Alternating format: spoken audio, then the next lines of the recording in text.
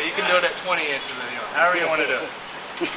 Okay, so now, remember that the rollers are not on the blade, they're gone. So I come in here, I got 16 inches. Okay? And the blade guide is moved out. I come over here, and I got 16 and a 16th. 16th of an inch higher out here. This is what it's supposed to be. Okay? But if you come over here and measure it, and it might be 16 even, or this might be a little bit below 16, you have to adjust that. Okay? And that's the head adjustment, which we do on this side. We're going to go to the other side of the mill. You've heard this 3 times, so you should be good at it. Okay, so what we have at the bottom of each of these masts are these holes here. Alright, we have 2 here. On the bottom, we have 2 over here. These are actually a little easier to see. On this side, you can see how this is set up a little easier over here. The bracket comes along, you got a roller that rolls on the back side of this. So what you have to do, if that outside of the head is too low, you loosen up these jam nuts right here and tighten up these back ones.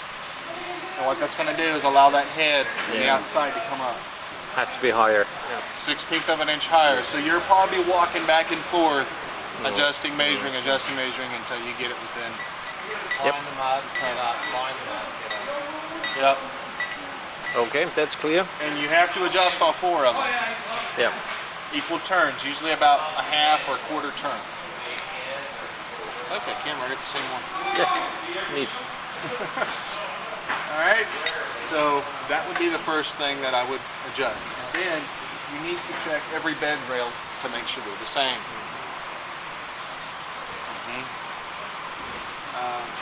Usually what I'll find is that I'll do, usually the ones that are out of alignment is this one and this one. For some reason those take the hardest.